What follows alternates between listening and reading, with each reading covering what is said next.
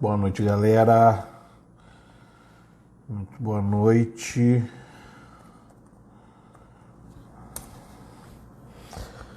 Vamos lá.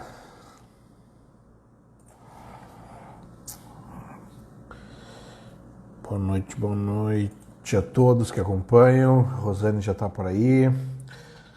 Claudemir já tá aí. Cadê o nosso time de processo e previdência?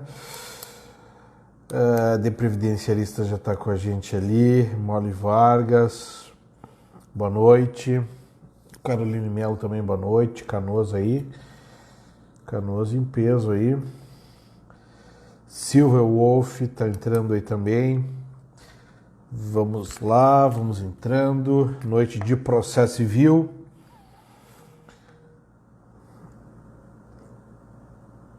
Ricardo Souza também está com a gente. Anair está chegando aí. Não é? Dayana Canfield. Janete Lemos também tá chegando. Boa noite. Então, nosso tema hoje de processo, tema importante, né? Sobre incertezas do processo, Fabiano Andrade. Incertezas. Será que o processo é capaz de diminuir as incertezas?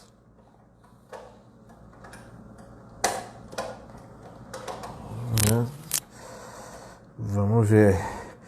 Sem a Naira, a live não começa. É verdade. Estamos organizando aqui nosso ponte. Rose Chagas também já está com a gente. Rafa Matias. O pessoal já está entrando. Cleonice Pacheco, né?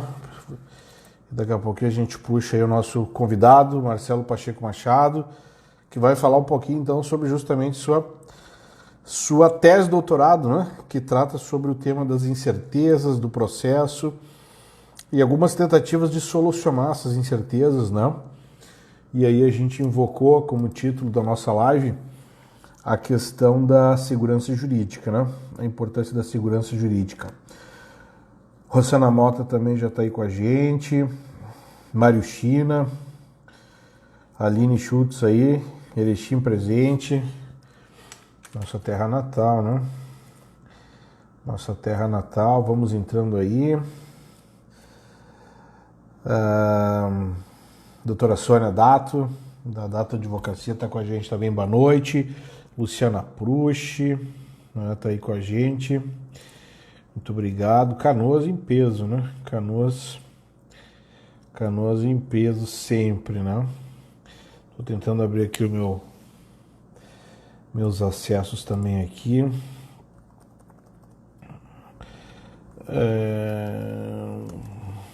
E vamos lá, né? Vamos ao nosso debate de domingo de noite. Natália Zago. Olha que a nossa live de processo é tão importante que a gente estava no meio do jogo. Estamos no meio do jogo do Grêmio. E aí tivemos que largar o jogo para vir para a live. Para vocês verem a importância. Meus pais também sempre com a gente. Olavo Rubinho, Mercedes Rubinho lá de Erechim também. Né? Doutora Luísa Rodrigues aí. Muita gente é do nosso time de processo previdenciário nos acompanhando, né? E vamos entrar aqui também do nosso Instagram. Tá dando Grêmio, né? Tá dando Grêmio. Tá empatado? Tava dando Grêmio. Queria lembrá-los aí, o pessoal que tá entrando, sobre o nosso Telegram, né? Não deixe de acompanhar o nosso Telegram, gente. Prof. Fernando Rubim, nosso canal no Telegram. Importante que o pessoal aí né? Se apresente para a gente trocar algumas ideias, informações sempre de processo civil, processo previdenciário. A Aparecida Campos de Belo Horizonte está dando boa noite para a gente aí. Então, o nosso Telegram nos acompanhando aí, né? Durante a semana também teremos o webinário do G4 na segunda-feira e a gente vai ter uma sequência de lives na semana que vem. Essa semana eu fiquei uma semana inteira sem fazer live, não é, gente? Cursos de andamento, atividades, e semana que vem então a gente volta com as lives. Nós vamos ter live de segunda a quinta, não é? De processo civil e processo previdenciário. Eu vou mandar depois lançar ali nas nossas redes o card das lives, né? As lives semana que vem sempre às 21 horas, quem quiser acompanhar. Já começa na segunda-feira com o professor Gaio Júnior, né? Professor aí de Minas Gerais, volta para a gente desenvolver um pouquinho mais o tema do processo civil. Então, lives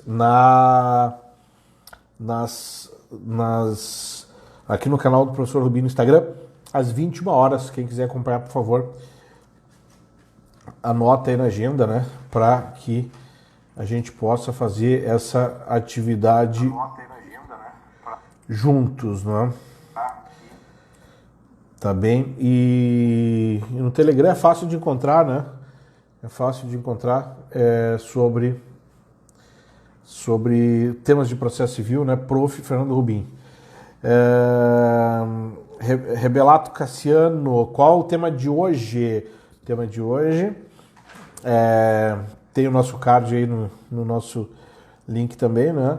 Sobre processos e incertezas, né, dentro do cenário processual, fazendo menção aqui a busca por um processo com maior segurança jurídica, né? Desenvolvendo aqui a tese de doutorado do meu amigo, do parceiro, que eu vou puxar nesse exato momento, que é o professor Marcelo Pacheco.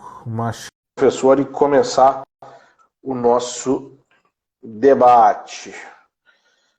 Vamos ver se ele entra aí. Olá, tudo bem? Grande Rubim. E aí, querido, tudo bom? Boa noite.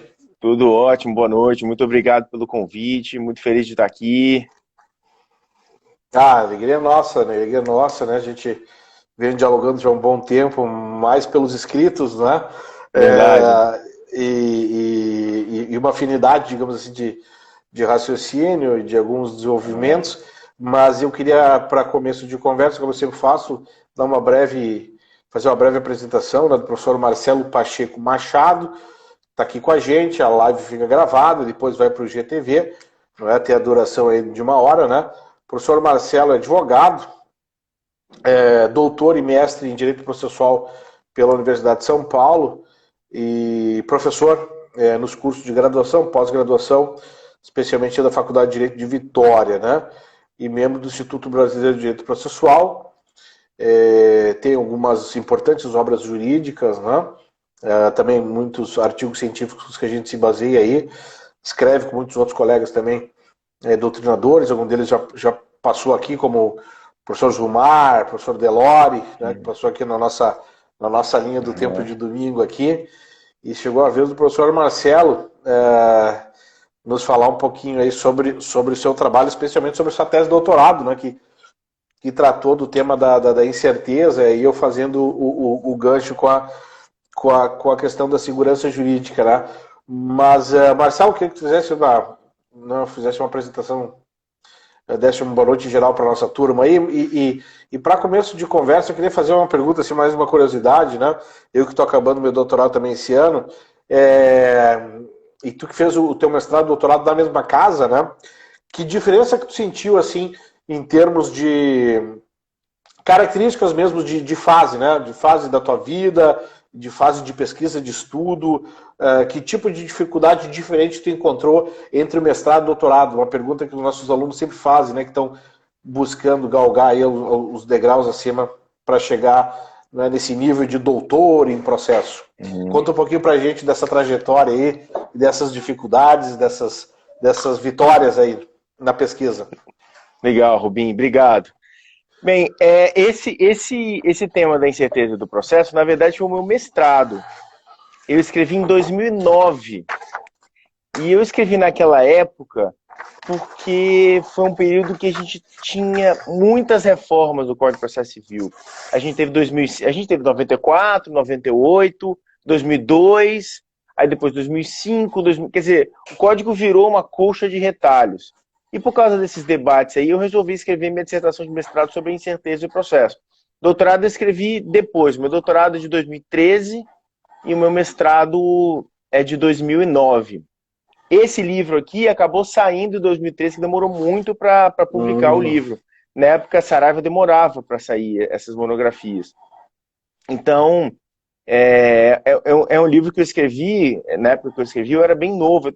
Então, eu tive agora até a oportunidade de reler. Assim, fazia tempo que eu não pegava e olhava para ele com atenção. Eu falei, vou dar um capricho na leitura do próprio livro. E é engraçado, você olha para você mesmo, assim, né? Você fala, nossa, eu falei isso aqui? Não lembrava. Esse texto que eu referenciei. Parece que você está aprendendo com você mesmo, porque muita coisa eu já tinha esquecido, né?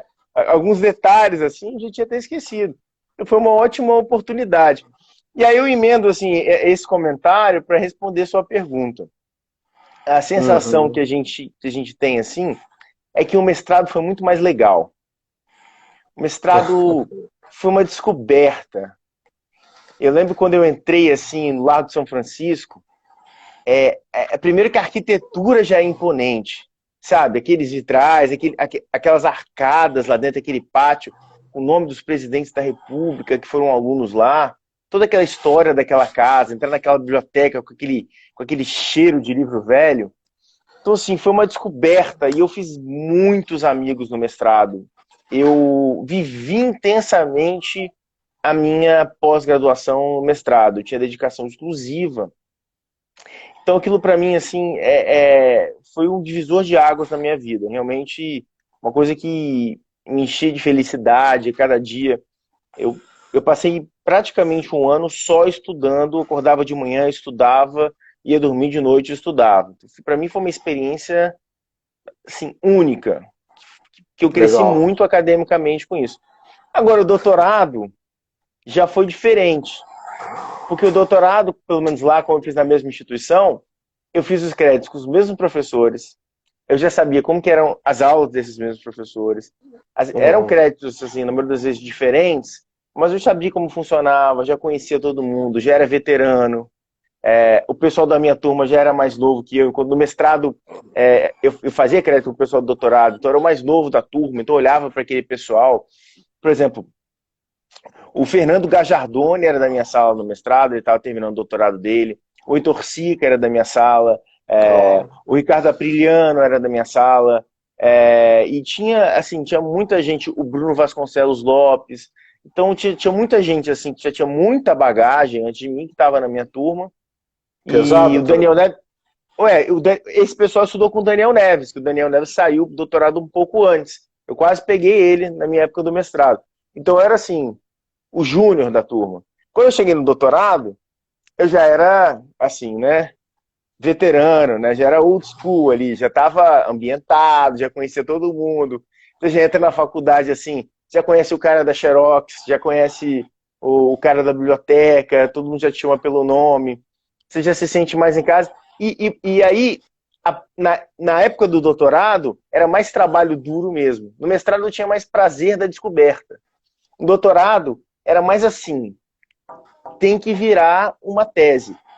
E mais, eu passei minha graduação inteira, porque eu já tinha um projeto de fazer pós-graduação, pensando no meu mestrado, pensando no meu tema, pensando no que eu ia fazer.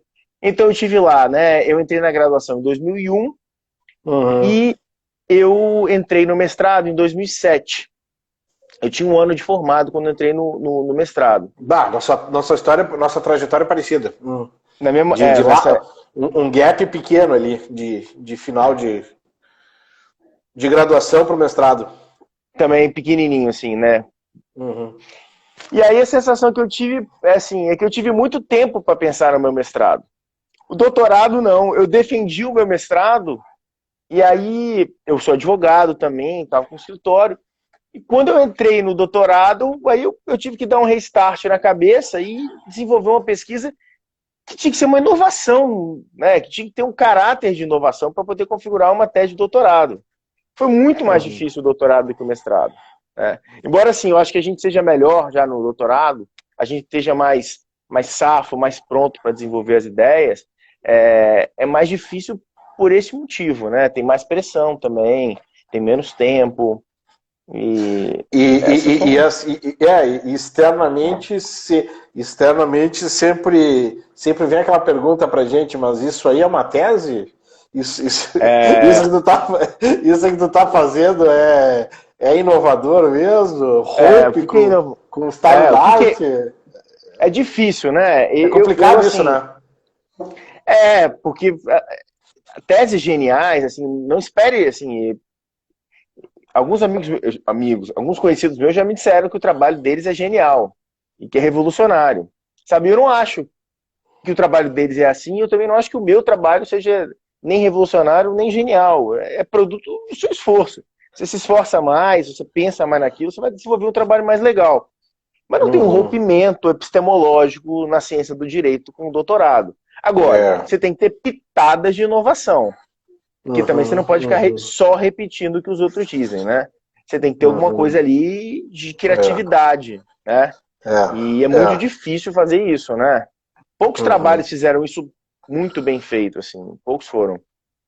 Mas... Queria mandar um abraço aqui, Marcelo, para a Paula, que está entrando aqui, a Maura Feliciano, também professora, que está nos acompanhando aqui. A gente tem uma audiência bem bacana Legal. No domingo, contra tudo e contra todos, no horário aqui. Legal, futebol, futebol, é fantástico e tal. Mas a minha impressão, realmente, te ouvindo, é de uma afinidade muito grande mesmo. Mas me parece que no mestrado a gente está com a cabeça mais leve também, né? Porque no doutorado tu já tá com o escritório, tu já tá com um monte de projeto na rua andando. A coisa ela não tem essa pelo menos em linhas gerais, pelo que eu estou entendendo da tua história e da minha também, tu não tá com a cabeça tão leve para fazer e para desenvolver tudo aquilo mesmo, né? Que daqui a pouco o espaço ali do doutoramento coloca, né? E no mestrado para graduação é d'água pro vinho, né? Porque aí realmente tu aprofunda o processo, aí a impressão é que a gente no mestrado a impressão é que tu descobre o processo mesmo, é uma coisa de paixão mesmo que vem, né? Paixão. Isso. É assim, né? É mais ou menos quando você tá recém-casado com alguém, né? Então você vive naquela lua de mel, né? Então é essa fase. Boa. Só que depois o tempo passa, você continua amando. Mas o amor é diferente, não é mais aquele amor assim explosivo, né? É um amor mais balanceado, equilibrado, né? Com pitadas de raiva de vez em quando, né? Com pitadas de desgosto de vez em quando, em alguns momentos te melhora. A gente vai levando uma relação com o processo civil assim. Exatamente. Confesso que 2015 para mim foi a pior fase da minha relação com o processo civil, com esse novo Código de Processo Civil. Vamos lá. 2015 e 2016, vamos lá. Vamos entrar. Por quê? Vamos entrar, Por que foi esse período aí? Período da... Tu esperava mais, Marcelo, do código? Porque ele teve um tempo de tramitação que começou ali no final de 2009 e ele teve um período de bastante aceleração. Depois houve, quem sabe, um debate muito, muito intenso mais na Câmara Federal.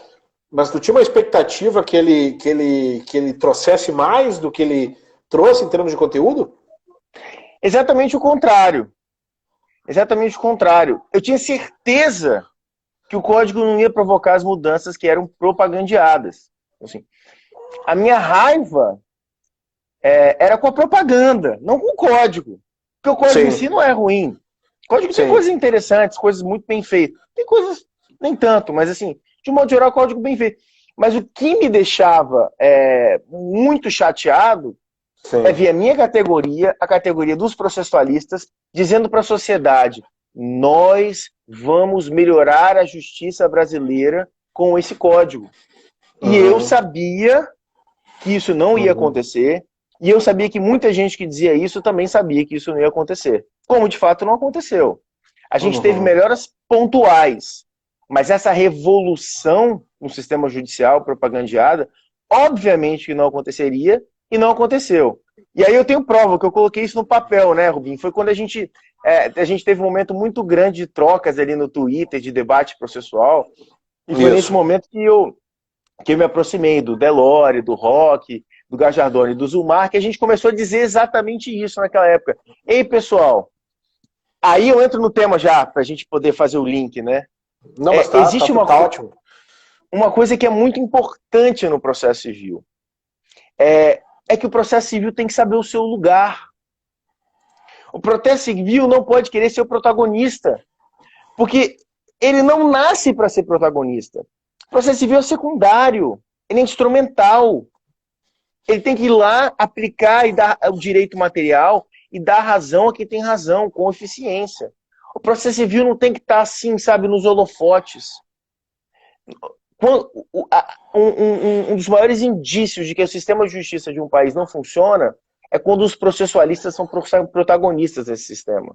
Porque o processualista existe porque está dando problema na engrenagem, né? E o que a gente quer não é ficar consertando problemas de engrenagem. A gente quer que esse navio ande, poxa. A gente quer que esse mecanismo funcione. E uma nova lei e um novo código, ele não vai resolver os problemas da justiça, como de fato não resolveu, e ao mesmo tempo traz incerteza, muita incerteza. Porque o que dá estabilidade para o ordenamento jurídico é o tempo. A gente precisa ter uma lei, a gente precisa ter doutrina a respeito dessa lei, e a gente precisa ter jurisprudência a respeito dessa lei. E a gente precisa dessa jurisprudência, esse conjunto de decisões reiteradas, se estabilize no tempo, para que a gente gere a segurança jurídica. Não há segurança jurídica por canetada. Segurança jurídica exige tempo. As pessoas precisam compreender as coisas. E as coisas demoram para serem compreendidas, né? Então, eu acho, assim, o novo CPC fez o quê? Ele botou o protagonismo todo num processualista. Eu lembro na faculdade que eu lecionava, na FDV, quando veio o novo CPC, meus amigos de civil, meus amigos de constitucional, meus amigos de outras áreas olharam para mim, pô, Marcelo, só dá você? Todos os eventos chamam você? Tudo que tem aqui na faculdade de processo civil, não estou aguentando mais. Eu falei, tá vendo? Foi o novo CPC. Mas por que você reclama do novo CPC, sendo que ele foi ótimo para você? Eu falei, poxa, porque eu não posso estar pensando em mim, pô. Não estou pensando no meu umbigo. Pro meu umbigo foi maravilhoso, tá? Cá entre nós, Rubinho. Para minha advocacia foi maravilhosa. Porque chegavam meus amigos advogados, que estavam com questões processuais novas e complexas, me ligavam, Marcelo, me ajuda nisso aqui. Parecia um monte de serviço novo para mim.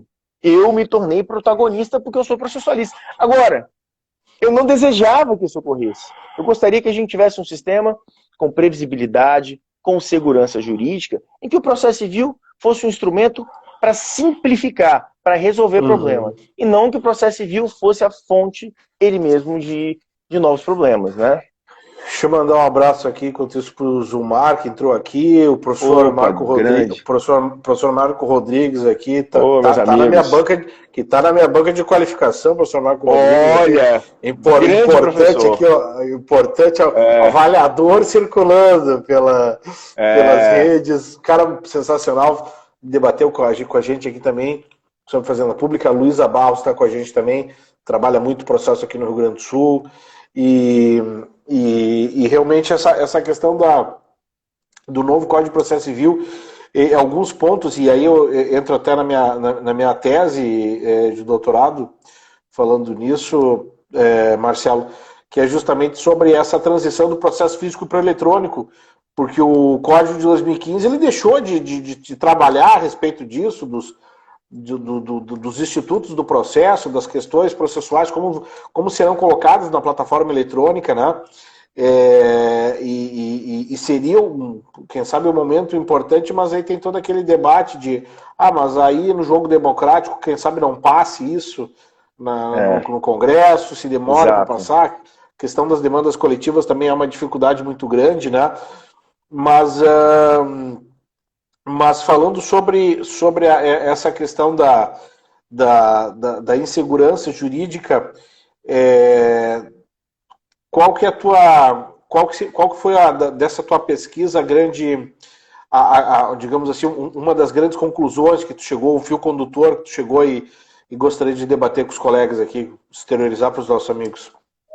Legal. O Rubinho, acho muito interessante a sua pesquisa do processo eletrônico, porque, de fato, né, um dos argumentos que a gente trouxe é, puxa, você vai trazer um novo CPC em 2015 e você não vai ter a sua linha condutora no processo eletrônico? Quer dizer, isso. Você está falando de papel. Você vai mudar o sistema inteiro da premissa do papel. De autos. Restauração. Eu escrevi nos comentários da Saraiva sobre restauração de autos. E eu falei, eu tenho vergonha de estar escrevendo sobre o que eu estou escrevendo. É um procedimento que tem sentença e tem apelação. Eu falei, meu Deus do céu, era para ser um troço de jurisdição voluntária, ou um procedimento administrativo puro e simples, né? Porque, em tese, eu até defendi lá que pode até haver a possibilidade de uma restauração de autos de processo eletrônico, né? Se você tiver uma queda dos backups de todos os sistemas processuais e os PDFs dos seus respectivos advogados servindo para reconstituir esses autos. Acho que isso não aconteceu ainda no Brasil, né? Mas em tese poderia ocorrer. Agora, não precisava ter um procedimento especial de restauração de autos. Quer dizer, um sistema feito para o papel. E o que muda hoje o sistema, o que não todas, obviamente, mas o que conseguiu cumprir algumas das promessas dos criadores do Código de Processo Civil foi a implementação do processo eletrônico e não a implementação do novo CPC. O processo eletrônico, ele melhorou bastante os atos de comunicação processual. Aqui no Espírito Santo, eu posso te dizer com tranquilidade que é o judiciário mais atrasado do Brasil em termos de processo eletrônico. Eles tentaram implementar um sistema autóctono aqui há um tempo atrás, que foi um fracasso absoluto, criaram um certo trauma com base nisso, e hoje as varas cíveis de Vitória são todas por processo físico, todas. E nós temos casos, antes da pandemia, de cartórios que demoram em média 6 meses para juntar uma petição. Quer dizer, querendo ou não, esses 6 meses já foram resolvidos pelo processo eletrônico onde ele existe, ainda que mantidos todos os outros problemas do judiciário, né? Sim. Muito bem. Do meu trabalho, né? O meu trabalho, ele trata disso. Ele fala, olha, a gente acredita muito na lei, na mudança da lei, ou então até na invencionice doutrinária do processualista que acha que tem uma ideia genial, defende essa ideia genial, propaga essa ideia genial, e aí começa a surgir um monte de debate para valorizar, sempre valorizando o processo. E a gente passa a ter um monte de problema. Eu vou te dizer, o que me motivou a escrever sobre incerteza e processo foi o maldito do artigo 475J. Não que a técnica de cumprimento de sentença e a multa do 475J não seja interessante. Sentença do código anterior, só para avisar eu tô falando os meus alunos da graduação. Aí você vai dizer que o professor Rubinho não deu isso na aula. Não tem mais. Não tem mais. Mas aí, o problema era o seguinte, né, pessoal? Você tinha lá o prazo de 15 dias para cumprir a obrigação sob pena de multa de 10% no cumprimento de sentença. Só que ninguém sabia quando começava a contar esse prazo. Então, veio uma lei ótima, uma ideia ótima, uma mudança que é positiva, acho que é positiva, mas gerou tanto problema que a gente gastou, sei lá, uns 3 anos para descobrir como que começava a contar esse prazo do 475J. Lá no CPC também de 73, a gente tinha um problema entre cabimento de apelação e agravo. E aí surgiu a fungibilidade recursal e todo mundo debatendo isso. E aí o meu argumento, pessoal, vamos parar de debater processo civil, vamos discutir o direito material. O processo civil é esquizofrênico. O processo serve para discutir processo. Não pode ser assim, o processo tem que servir para resolver problema da vida das pessoas, não para ficar debatendo a respeito dele mesmo, sobre admissibilidade de recurso, sobre contagem de prazo. Isso é muito problemático, mas é uma realidade, Marcelo, né? Oi. Marcelo, deixa eu aproveitar aqui, professor, para te fazer porque até foi agora, tu falando assim de uma forma tão clara e tão objetiva, veio uma pergunta de um colega de tarde que foi a seguinte, né? Tu vê que a gente muda a plataforma eletrônica, como a gente estava elogiando, mas os problemas podem continuar, né? Sim. Porque agora é o seguinte, o que eu recebo de mensagem, como eu recebi hoje, do tipo assim, um colega meu do escritório foi juntar os embargos de declaração, só que o arquivo não foi. Não foi o arquivo inteiro, foi um pedaço, foi ou o arquivo que foi era o arquivo errado, não abriu o arquivo, não é? E aí o relator negou seguimento a esse tipo de medida, né? A gente sabe que tem um artigo lá, o 932, do novo CPC, que fala das questões formais, né? Pelo que eu estou entendendo a tua linha, assim, em termos de incerteza ou redução de incerteza, tu teria uma posição assim mais radical no sentido de redução dos formalismos, em que o magistrado teria que abrir esse prazo de 5 dias aí e não limitar tanto, porque a gente vê uma interpretação restritiva do 932 no que toca à aplicação dele pela magistratura. O que eu não estou entendendo muito bem, para que se colocou um artigo de flexibilização da preclusão consumativa, e aí que eu estudei muito esse artigo por causa dessa flexibilização da preclusão consumativa, se o judiciário continua interpretando restritivamente. Não abriu o arquivo não era aquele. Seria o caso de se aplicar extensivamente em preocupação à substância, com redução da forma? Eu acho perfeito isso, Rubim. E eu vou te dizer assim, que na minha dissertação, eu trabalho... Existem os conceitos das crises de direito material, né? Crise de certeza de implemento e situação jurídica, né? E eu falo que... essa é a minha colaboração. Eu falo, olha, não há apenas crises no direito material que o processo resolve. Há crises de direito processual. E eu falo que são duas crises de direito processual. Crise de interpretação, quando eu não sei se cabe apelação ou cabe agravo, por exemplo, de uma decisão que exclui um dos litisconsortes, né? Parte da doutrina falava que cabe apelação, parte agravo, né? Teve debate. Hoje em dia, gente, tranquilo, tá? É agravo, pelo amor de Deus. Não tem nem dúvida, né? Mas há um certo tempo... Então, existe uma crise de interpretação. Eu não sei qual que é o recurso cabível e eu tenho essa crise e eu fico debatendo. Uma jurisprudência, um julgado nesse sentido, outro julgado em outro sentido. Agora, eu falo também das crises de adequação. É a qualificação jurídica de determinado ato dentro do processo. Então, dentro do processo, às vezes o juiz erra. Quando o juiz chama de sentença uma decisão interlocutória, ele complica a comunicação com você. Quando o juiz indica para você que um prazo é de 15 dias, quando o prazo, na verdade, é de 5 dias pela lei, e você confia no juiz, o juiz pode declarar intempestivo o seu ato?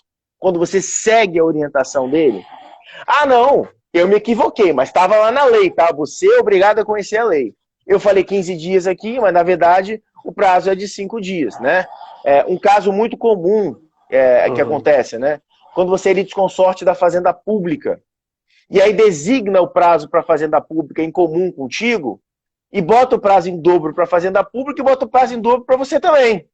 Aí você acredita que você tem aquele prazo em dobro, que ele já elencou, e faz um prazo em dobro. Vamos supor que o prazo era de 15, estava lá um prazo em 30 dias. Você confia naquela determinação do juiz, segue, o juiz depois pode declarar a inadmissibilidade do seu ato. Então o que eu defendo?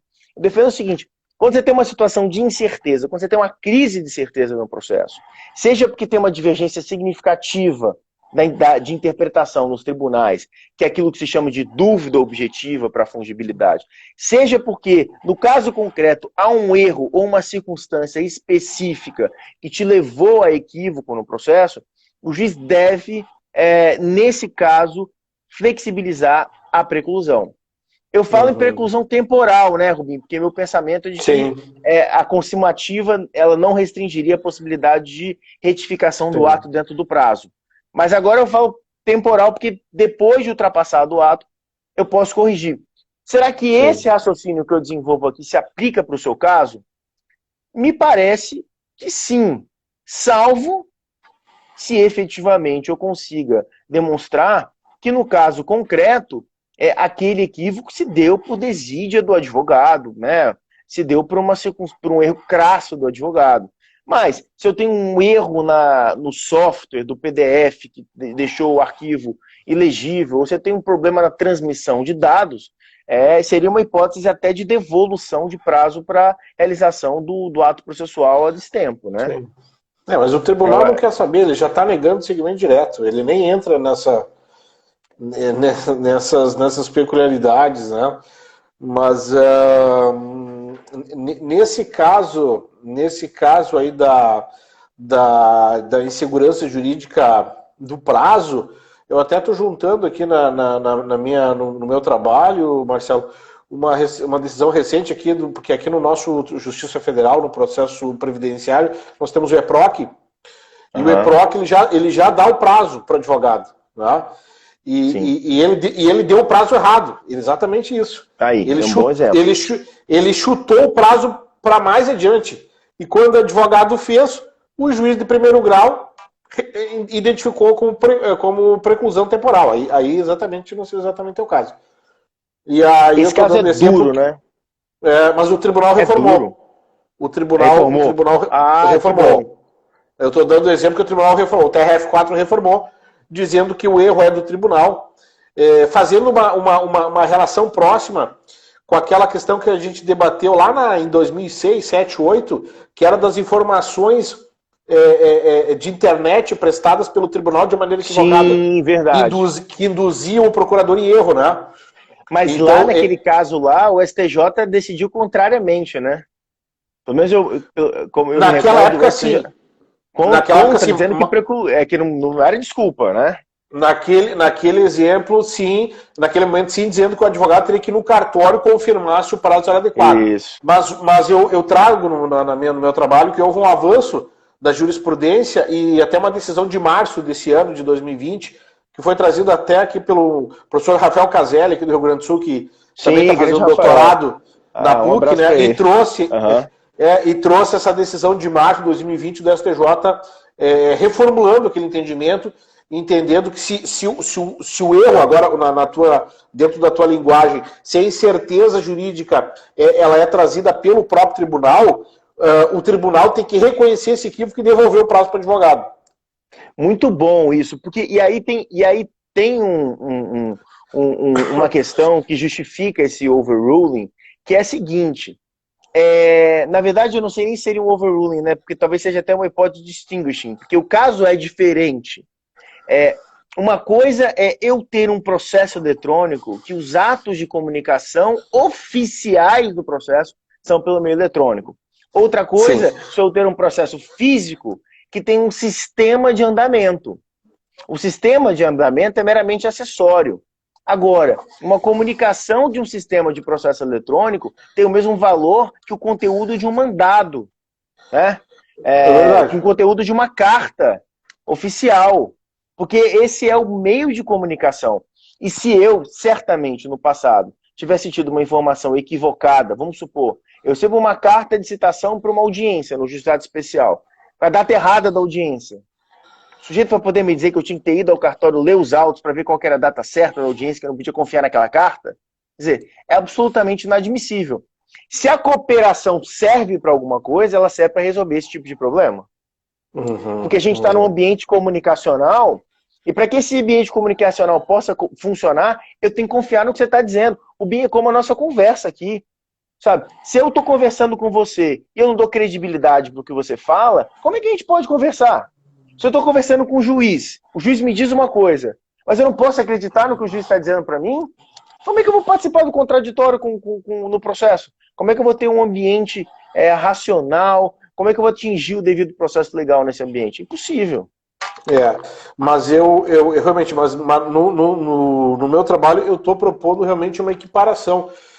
Embora haja essa distinção corretamente levantada, Marcelo, mas me parece que em última ratio, tu tem uma informação do tribunal que merece uma credibilidade e que exige uma segurança jurídica, porque mesmo que seja meramente informativa, uma informação que diz que está juntada à contestação em data tal, não é? O réu vai levar em consideração, esse foi o caso concreto, o réu vai levar em consideração isso para fins de definir o prazo dele para para a resposta, né?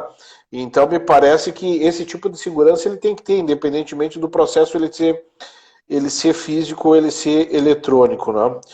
Você Mas acredita que isso também para o andamento do processo físico se aplica? sim, Sim, entendi. sim. Acho que é válida a argumentação, mas o que eu quis dizer é que para o processo eletrônico a situação é muito mais grave do que aquela do processo físico. Muito mais grave, né? Sim. Claro. A questão dessa sugestão de título que a gente deu, professor Marcelo, em busca de segurança jurídica, né?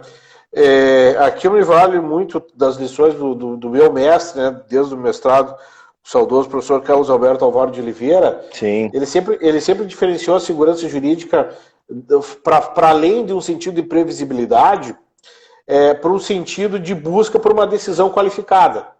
Né? Segurança no que toca uma aproximação do julgador da verdade material que ele precisa, né, perseguir. Tanto é que tem todos os poderes instrutórios aí regulamentados pelo Código. Né? Então seria mais nesse sentido das tuas pesquisas, numa redução de incerteza. Não é? A segurança jurídica numa tentativa de redução de incerteza.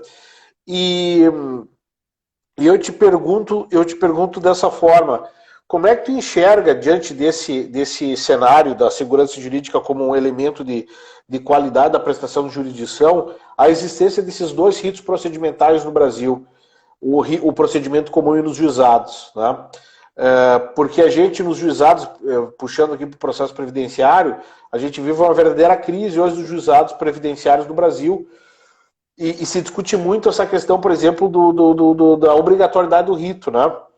E também uma questão paralela de competência delegada, que vem reduzindo bastante a questão da competência delegada, a fim de ser obrigado, no caso o segurado, a buscar o juizado especial. O novo CPC estirou aquele rito sumário, aquele rito de transição, e deixou dois procedimentos no Brasil, não é? Como é que tu enxerga isso, Marcelo, tuas pesquisas, tua experiência, em termos de futuro? Nós devemos buscar um amadurecimento desses dois procedimentos, ou o caso mesmo da gente tentar extinguir essa história de juizado e deixar um procedimento no Brasil só? Eu acho que o juizado tem muita coisa boa. E assim, aí vai o Marcelo mais radical. E vejam, aquele negócio, né? Eu sou estudioso do processo, eu não sou advogado. Então, assim, não me vejo como advogado. Porque advogado, quando eu sou advogado, o meu comprometimento é com o meu cliente, não é com a melhoria da ordem jurídica. Eu estou lá para o meu cliente obter, dentro da lei, obviamente, mas o benefício dele, porque eu sou parcial. Aqui, eu acho que o juizado tem uma grande vantagem, que é a oralidade, que eu acho que no processo previdenciário é muito limitada, né? Porque praticamente não faz... você tem poucas hipóteses de audiência, né? Você tem perícia, né? A prova oral lá não é tão relevante, mas você tem a irrecorribilidade imediata das interlocutórias. Isso. Porque isso é uma coisa que é muito problemática no nosso sistema, porque tem agravo. Por mais que o CPC tenha tentado restringir o agravo, o STJ abriu a porteira e tem agravo demais, né? Então você tem atos concentrados, você tem um procedimento que funciona mais rápido. Mas, no âmbito do juizado especial civil, principalmente, ele gerou uma proliferação exagerada de processos, que está comprometendo economicamente o país. Né? Então você tem... Só, Marcelo, que a gente discutiu muito com o professor Marco, né, que apareceu antes ali, nosso ilustre professor Marco, do Rio de Janeiro, não tem ação rescisória, foi um tema que ele bateu muito. Sim, não tem rescisória também no juizado. Pela questão da incerteza, ser revista a coisa julgada, gerada dentro dessa incerteza, não tem essa possibilidade. Eu gosto de restringir, dessa restrição de ação rescisória, eu gosto. E eu te digo por quê. Porque o judiciário custa demais, sabe? Muito, muito para o nosso país. É muito caro manter esse judiciário. Então, acho que nas causas de menor valor e menor complexidade, vale a pena fechar a porta da rescisória. Isso até aumenta a segurança jurídica no sentido de que, olha, decidiu, está decidido, resolveu, por bem ou por mal, está estabelecida a relação aqui. Então, eu acho isso positivo nesse aspecto. Mas o procedimento também traz bastante problema, né? Porque se o juizado especial civil é opcional, eu faço opção por um sistema que traz muito mais restrições do que o sistema do procedimento comum. Na matéria previdenciária, que eu estou obrigado a usar esse sistema, né? Aí eu até te confesso que eu não tenho experiência profissional em previdenciário, não conheço exatamente os problemas que vocês vivem com o previdenciário. Mas, em tese, o que a lei está dizendo é que você não vai poder ter ação rescisória na matéria previdenciária, né? Isso mas é interessante eu fazer esse debate assim fora do campo da doutrina do processo previdenciário, para tu ver, né, Marcelo, como ouvindo falar como um processualista civil clássico e um dos grandes nomes do Brasil, né? Tu vê que é o seguinte, ó, no processo previdenciário, embora o processo ele seja no juizado, tu está discutindo o benefício de caráter alimentar. Tu não está falando de um processo que está discutindo causas de menor potencial, entende? Como R$1.000 de indenização por dano moral, né? Por isso que a gente está falando, por isso que a gente está falando de uma autonomia do processo previdenciário, porque é um outro contexto, entende? A tua resposta, ela é precisa para o processo civil, mas ela não se encaixa bem no processo previdenciário. Não, verdade. Porque se tu falar isso para um segurado que perdeu por uma limitação, por uma insegurança do rito, uma aposentadoria por invalidez, né? Nossa, ele vai dizer assim, ó, poxa, o professor Marcelo ele é excelente, mas ele não está entendendo o que ele está falando no campo do processo previdenciário. Exato. E até porque tem perícia, né? Tem possibilidade de perícia, né? Mas uma perícia que tem a dificuldade de, por exemplo, fazer quesito complementar, porque o juiz entende que o processo é simplificado, que não dá direito, por exemplo, no procedimento comum, no processo civil, que é muito comum os quesitos, muito comum não, mas tu como processualista clássico, aí tu sabe que tem os quesitos de esclarecimento, que eu posso levar o perito ao juízo, mas eu nunca consegui isso no processo previdenciário, porque o juiz não aceitam. Porque o juiz não aceita dizendo isso, que o juizado é o rito célere, um juizado que não é para esse tipo de coisa. Não é? Então as questões elas tornam uma complexidade bastante grande quando a gente fala de caráter alimentar e de incertezas do rito. É isso que eu estou querendo debater um pouquinho contigo. Ô Rubim, isso é muito interessante, porque assim, a gente está falando de duas coisas bem diferentes, né? Só que tem o mesmo nome. E o nome no direito, ele tem às vezes uma função assim, que é quase uma bruxaria. São duas coisas diferentes. Mas só porque o nome é igual, eu já vou e me ligo mentalmente àquela ideia, eu já transformo o juizado especial, quando trata de matéria previdenciária, eu vou porque o juizado é juizado especial, eu vou com uma mentalidade de dano moral contra a NET, né? Porque cancelou a minha TV a cabo. E, meu amigo, cancelar a TV a cabo e negar previdência para o indivíduo, o benefício previdenciário para o indivíduo, são coisas completamente diferentes, né? Perfeito. Não, e essa sensibilidade, Marcelo, que evidentemente tu tem, né, e já externou aqui, é esse tipo de debate que a gente está tendo dificuldade no Poder Judiciário, né, de fazer essa ponte, de fazer essas ligações, né? E justamente porque é engraçado, porque o juizado civil ele é facultativo, mas o federal e o próprio da Fazenda Pública ele tem um rito obrigatório, né? Mas uma das questões que eu me lembro que eu fiz um artigo sobre o procedimento comum versus juizados, eu te citei mais de uma vez. Eu me lembro que foi justamente nesse sentido, de um procedimento comum ele ser um rito tendente à redução de incertezas dentro do processo, né? Me parece que esse é um raciocínio que dá para se colocar.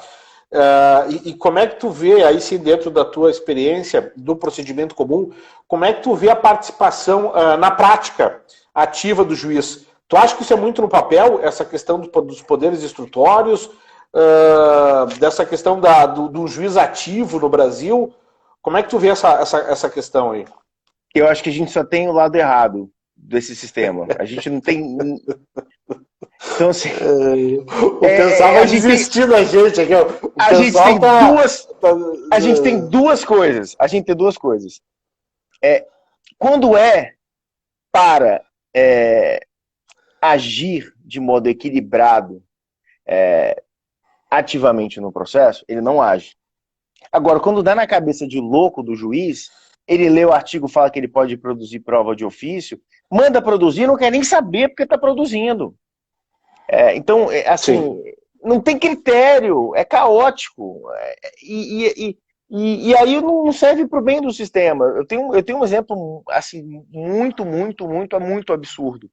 Vamos lá. Uma das primeiras causas que eu peguei na minha vida era de um menino que estava com câncer, e aí ele foi ao dentista, porque o câncer dele era na boca. E aí o dentista ficou 2 anos tratando o dente dele, dizendo que era problema de dente, e não pediu o exame de imagem, não indicou ele, para ele depois descobrir que era um câncer. E ele estava lá, o dentista todo dia mexendo no câncer lá, e ele achando que era um problema de dente, o dentista. Aí, a gente propôs uma demanda, eu pedi inversão dos ônus da prova, foi deferida a inversão dos ônus da prova, e o dentista não pediu prova pericial, e eu também não pedi prova pericial. Aí eu falei assim, bate aqui, ganhei a causa, que, meu amigo, inverteu o ônus da prova, o cara não pediu prova pericial. Aí o juiz fala, não, esse caso precisa de uma perícia. Veja, contra o hipossuficiente, assistência judiciária gratuita, o menino era pobre, eu atuei gratuitamente na causa, o menino era pobre, era um menino que precisava de um tratamento, que não tinha dinheiro para fazer o tratamento, o juiz inverteu de ofício, o juiz determinou a produção de prova pericial de ofício, não arruma médico para fazer a perícia, ele não tem dinheiro para pagar, ninguém paga, e o processo está parado há 6 anos, porque não consegue arrumar um perito para fazer essa prova. É isso. E o recurso, e dentro eu agravei, perdi no tribunal. Agravei, perdi no tribunal. Mas então, era uma hipótese, mesmo no novo CPC, daria para, pelo tema 988, daria para, do STJ, daria para enquadrar como uma hipótese de agravo, né? Eu agravei antes do novo CPC, porque é muito velho o processo. Eu agravei antes do novo CPC e o agravo foi desprovido porque o juiz tem poderes instrutórios. Eu falei, pô, legal, tem poderes instrutórios, mas para isso daí, então me arruma um perito, pelo menos, e não arruma perito. Tá, mas então vamos te botar numa saia justa aqui, professor Marcelo, tu que é craque na questão. Qual que é o critério, então, nesse caso? Qual que é o critério, em linhas gerais, para se colocar que o poder instrutório do magistrado está sendo colocado de maneira correta? Porque o próprio artigo 370 ele é tanto quanto genérico, né? Genérico, é muito genérico. Diz que caberá ao juiz de ofício o requerimento de determinar as provas úteis ao deslinde da controvérsia, né? Então, olha, qual seria a sua opinião? Eu já tive, assim, eu fui orientando o professor Bedak, né? Então, assim, durante muito tempo eu sempre pensei que o juiz tivesse uma grande liberdade para fazer isso, mas que ele devesse fazer isso especificamente quando ele identificasse um desequilíbrio muito grande no processo, uma das partes com uma facilidade muito grande na produção da prova, uma das partes com uma informação muito grande sobre a causa e outra parte desequilibrada no contraditório e que ele entrasse para equilibrar isso daí. Eu ainda penso dessa forma, só que eu não acredito que o juiz deva produzir a prova de ofício. Eu acho que o juiz tem que se comunicar com as partes, alertar as partes a respeito das possíveis consequências de suas condutas, e para mim a chave é a cooperação. O juiz vai abrir um diálogo franco e dizer, olha, tem essa situação e a necessidade dessa prova aqui, eu vou inverter o ônus financeiro da prova, não vou inverter o ônus financeiro da prova, eu vou designar, e eu vou fazer isso naquele saneamento compartilhado do processo. Mas não assim, tirar da cartola e mandar fazer a prova da cabeça dele. Eu acho que sempre tem que ser algo dialogado e debatido entre as partes, e não imposto. Aí puxaria o artigo 6º ali como um dos eixos centrais mesmo do sistema da colaboração. Isso. Mas, Marcelo, para o juiz fazer isso, entre nós aqui, estamos só falando eu e tu aqui, sem ninguém ouvir, o juiz ele teria que ter um domínio da causa no saneador. A gente debateu aqui com o professor Darcy Guimarães Ribeiro isso, né? O juiz, ele para sanear desse jeito, ele teria que estar com a causa aqui, ó, na mão, né? Para conhecer os detalhes. E na prática, vai acontecer isso? No mundo do dever ser, o saneamento só funciona quando o juiz conhece a causa. Se não conhece a causa, Ele vai, diga as partes, né? Digam as partes e pronto. E não vai fazer nem saneamento compartilhado.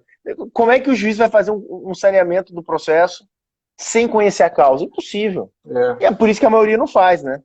Sim, mas nesse teu exemplo aí, como em muitos que a gente acompanha na prática, o juiz vai mandar baixar os autos de diligência quando ele está concluído para a sentença, e aí ele se dá conta que tem que fazer a prova. Esse é o problema, ele vai ver lá na frente o que deveria ter visto no senador.